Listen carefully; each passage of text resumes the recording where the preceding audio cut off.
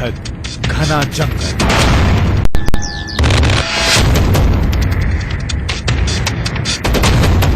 बेहद घना जंगल।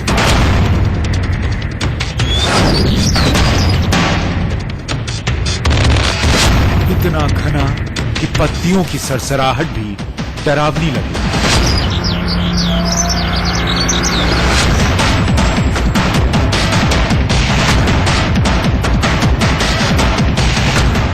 इतनी खामोशी में 80 जवानों की टुकड़ी बिल्ली की तरह पैर दबाकर जमीन पर रेंग कर ये जवान 200 माओवादियों के गुरिल्ले दस्ते की तरफ घात लगाकर आगे बढ़ रहे थे। तभी एक पॉलिथीन के सरसराने की आवाज सुनाई दी। फिर क्या हुआ?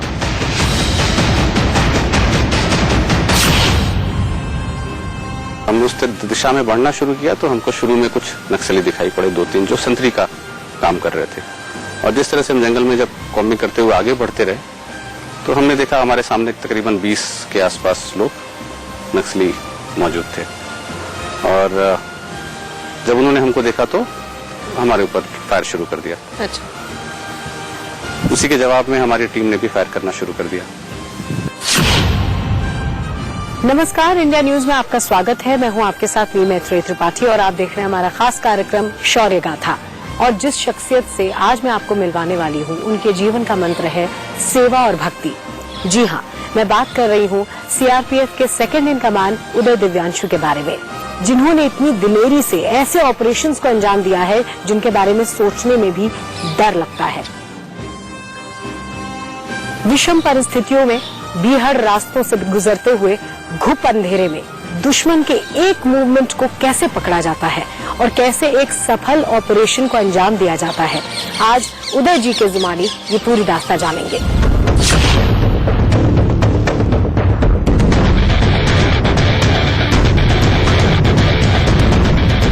शौर्य गाथा में आज आप जिस शख्स की कहानी सुन रहे हैं वो नक्सलियों के लिए कोबरा है। मतलब काट लिया तो पानी मांगना मुश्किल। ये हैं सीआरपीएफ की कोबरा बटालियन में सेकंड इन कमांड उदय दिव्यांशु, जिनके नाम देश का एक ऐसा सफल ऑपरेशन है जिसने पश्चिम बंगाल और झारखंड के बॉर्डर पर नक्सलियों की ऐसी रीढ़ तोड़ डाली जिससे लंबे समय तक वो उठकर खड़े नहीं हो पाए, वो भी 15 मिनट की लड़ाई में, जिसमें लड़ाई का नियम नक्सलियों ने तय किया। गुरिल्ला वॉरफेयर में कोई भी चीज स्थायी नहीं होती, टैक्टिक्स स्थायी नहीं होता, रिक्वायरमेंट जरूरतें अस्थायी नहीं होती, लड़ाई का मैदान स्थायी नहीं होता। तो जिस तरह से लड़ाई आगे बढ़ती है, हम दुश्मन के मुताबिक अपने आप को ठाकते हैं। दुश्मन अपनी शर्तों पे हमसे लड़ाई करता है जी। तो लड़ाई के नियम वो निर्धारित करता है और हम उसके पीछे अपने आप को इम्प्रूव करते हुए उसके पीछे जाते हैं।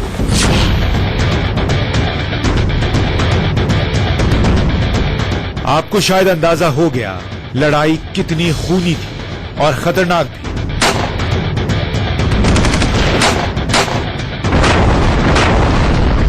जिसके बारे में सुनकर रोंगटे खड़े हो जाते। जवान अपने देश को याद कर रहे थे, कोई अपनी टोपी पर लगे तिरंगे को छू रहा है, दूसरी तरफ नक्सली ललकार रहे थे क्योंकि वो रणभूमि में संख्या देख रहे थे, क्योंकि आज वो 200 थे और सामने जो बटालियन थी उसमें 40 लोग थे, उसमें से भी कई पीछे थे। लिहाजा नक्सलियों ने नरसंहार की पूरी प्लानिंग बना दी। लेकिन कहते हैं ना कि लड़ाई ताकत से ज्यादा दिमाग से लड़ी जाती है। आज उसी लड़ाई का सेकंड आपके सामने आपकी टेलीविजन स्क्रीन पर होगा और इस लड़ाई के शौर्यवीर रहे उदय दिव्यांशु खुद अपनी पूरी कहानी आपके सामने रख रहे हैं। लेकिन उससे पहले हम चाहते हैं कि आप उस रणभूमि का भूगोल समझ लें। मतलब यह खूनी लड़ाई हुई कहां। गूगल मैप के जरिए देखिए, ये पश्चिम बंगाल का पश्चिमी मिदनापुर जिला है। यही है वो लालगढ़ जिसे नक्सलियों ने लिबरेशन जोन घोषित कर दिया था। मतलब ऐसा इलाका जहां नक्सलियों की सरकार हो, उनकी हुकूमत हो, उनकी इजाजत के बिना न डोली उठ सकती थी और न अर्थी।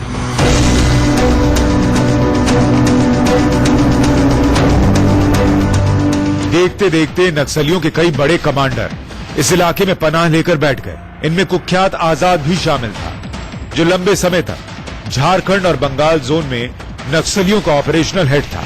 केंद्र के अलावा 2 राज्यों की सरकारें पशुपेश में थी। जब पानी सिर से ऊपर आ गया तो पूरे इलाके को दोबारा कब्जे में लेने की जिम्मेवारी सीआरपीएफ को सौंपी गई। सीआरपीएफ की कोबरा यूनिट ने इस इलाके में स्थायी डेरा डाला और फिर नक्सलियों से 2-2 हाथ रोजमर्रा की बात हो गई।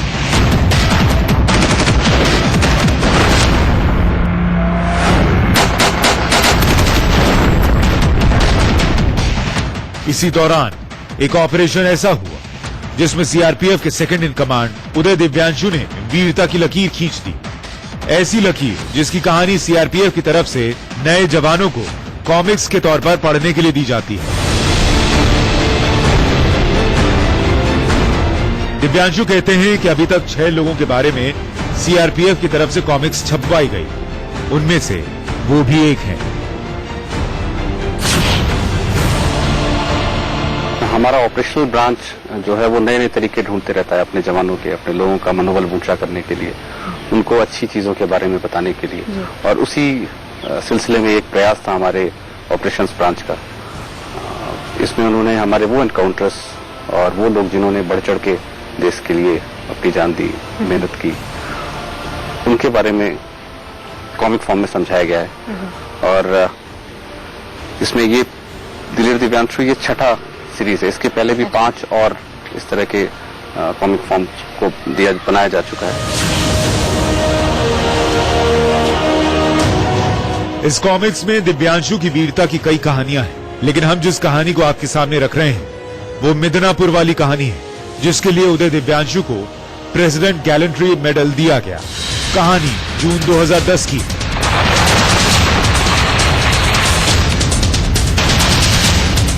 गर्मी अपने शबाब पर थी। उसी गर्मी की सुबह दिव्यांशु की यूनिट को खबर मिली कि करीब 250 नक्सलियों का जत्था, जिसमें कई खूंखार जोनल कमांडर से लेकर कमांडर तक, मिदनापुर के एक जंगल में मीटिंग करने जमा हुए हैं। दिव्यांशु ने 40-40 जवानों की टीम बनाई और 2 तरफ से मिदनापुर के जंगल में घुस गए।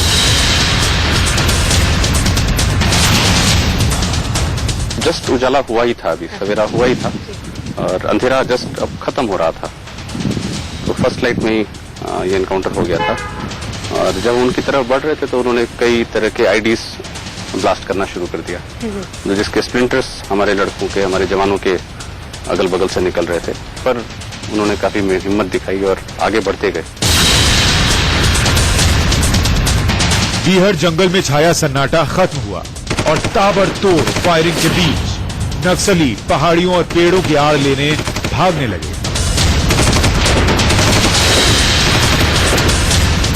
लेकिन दिव्यांशु ने यहां दिमाग से काम लिया।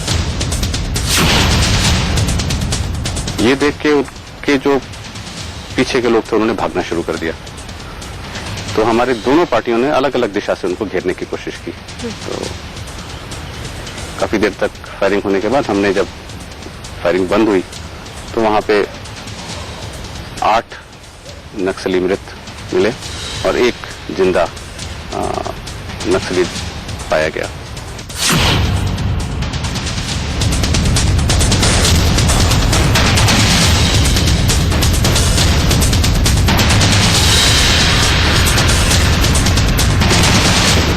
अब जो तस्वीर थी वो किसी युद्ध से कम नहीं थी। एक तरफ 200 नक्सली, दूसरी तरफ कोबरा के 40-40 यानी 80 जवान। नक्सलियों के कई जोन के कमांडर खुद मौजूद थे, लेकिन दिव्यांशु ने फोर्स को होल्ड किया और अपने जवानों तक ये संदेश पहुंचाया कि पहले वो प्रॉपर पोजीशन लें, हालात को होल्ड करें, फिर अगर 10 दिन तक भी लड़ना पड़े तो कोई बात नहीं, लेकिन इन्हें निकलने नहीं देना।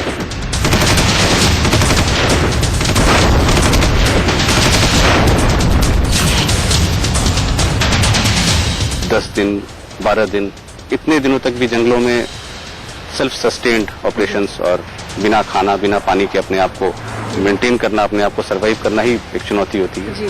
कोबरा ने इस चुनौती से आगे बढ़कर और माओवादियों का इस इलाके में बहुत अंदर तक जाके काफी डट के मुकाबला किया। एक अधिकारी के लिए बहुत बड़ी जिम्मेदारी होती है कि वो हर एनकाउंटर को, हर लड़ाई को इस तरह से नियंत्रित करे जिसके लोगों का कम से कम नुकसान हो। और लड़ाई में नुकसान होता ही है, अगर नुकसान हो भी तो जितना जल्दी हो सके, जितनी बेहतर तरीके से हो सके उसको मेडिकल एड प्रोवाइड कराया जाए, जो अपने आप में बहुत बड़ा चैलेंज होता है। क्योंकि हम कोबरा खासकर जिस इलाकों में और सीआरपीएफ ऑपरेट करते हैं वो बहुत जंगल के बिहड़ इलाकों में होता है। वहां जाने के लिए कई दिन कई रात चलना पड़ता है। अगर अंदर जाने के बाद कोई जवान घायल हो जाता है, गोली लग जाती है, तो उसको वहां से बाहर निकालना अपने आप में एक बहुत बड़ी लड़ाई है। रणनीति काम आई और गोलियों से सवाल जवाब होने लगे। आईईडी ब्लास्ट के खतरे को देखते हुए दूसरी टुकड़ी का रूट बदल दिया गया। यह इसलिए भी जरूरी था कि नक्सली टैक्टिकली दोबारा हमला न करने पाए, लेकिन नक्सलियों में मास्टरमाइंड बैठे हुए थे।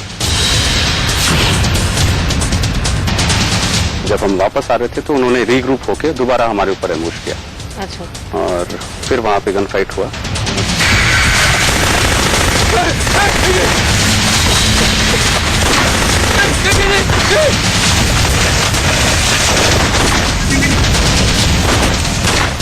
लेकिन तब तक नक्सलियों के लालगढ़ पर कब्जा हो चुका था।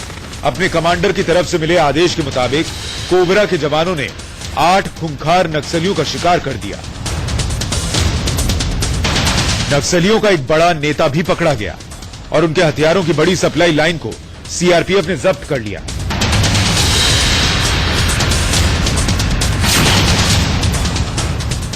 हमको कुछ राइफल मिली और कुछ बैग्स मिले और उसको लेने के बाद हम वापस जंगल के फ्रेंच पे निकले, जहां पे थोड़ी देर के बाद हमारे डीआईजी महोदय, हमारे आईजी साहब और सीनियर अधिकारी, बंगाल पुलिस के काफी लोग, सभी लोग आ गए और उन्होंने हमको एक तरह से काफी सहारा और हिम्मत दिया वहां पे, और उनके साथ फिर हम जंगल से बाहर निकल गए। इतने बड़े ऑपरेशन के दौरान खुद का संतुलन बनाए रखना, जवानों को मोटिवेट करना, वो भी ऐसे इलाके में जहां के भूगोल के बारे में सीमित जानकारी हो, ये कोई छोटा मोटा काम नहीं।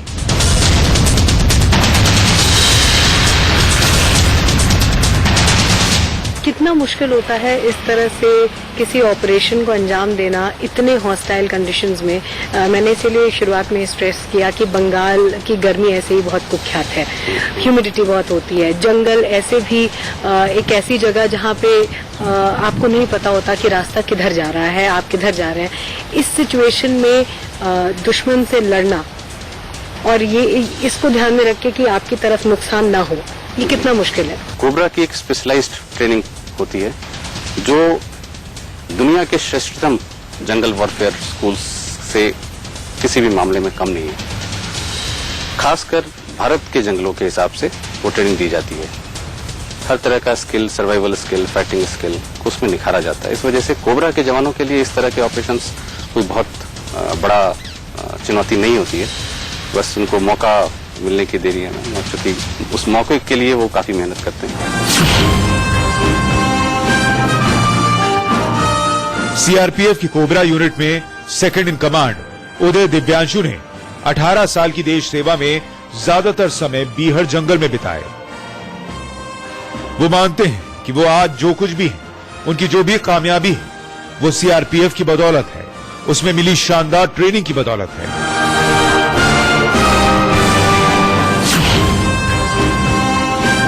सीआरपीएफ दुनिया का सबसे बड़ा अर्धसैनिक बल है और कई तरह की ड्यूटीज सीआरपीएफ को करनी पड़ती हैं। जी।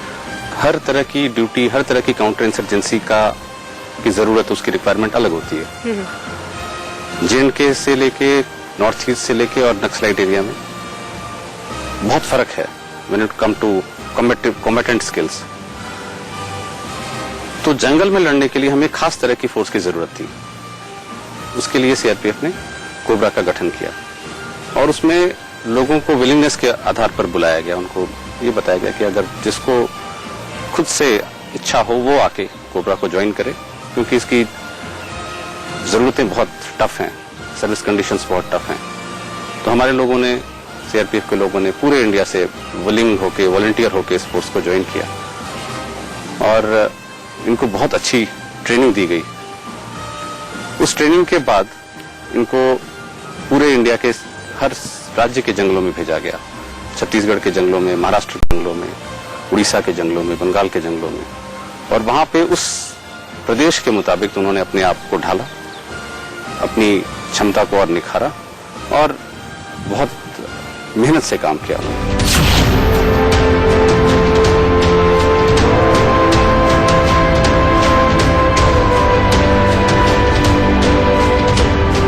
दिव्यांशु के मुताबिक हर लड़ाई में उनके लिए ड्राइविंग फोर्स उनका परिवार और देश है।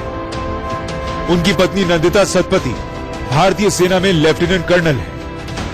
वो कहती हैं कि कई बार पता भी नहीं चलता कि पति इतनी खतरनाक लड़ाई लड़ रहे हैं। मिदनापुर वाली खबर भी तब पता चली जब सुबह टेलीविजन रिपोर्ट देखी।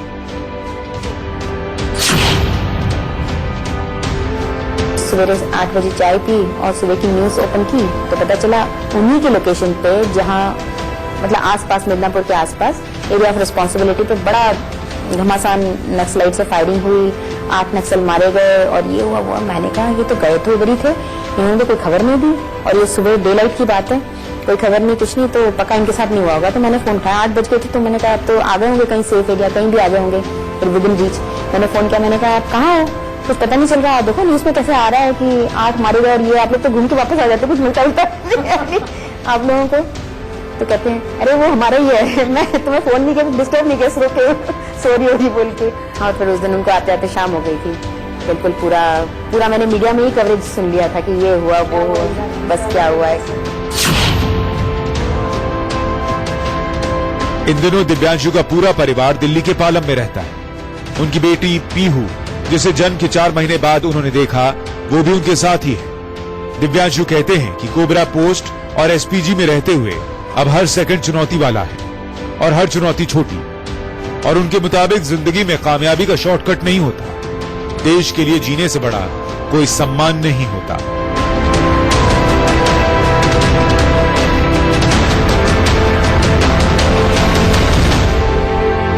तेरा महके हमेशा चमन है वतन, मेरे वतन, मेरे वतन। शान तेरी कभी कम न हो, है वतन, मेरे वतन।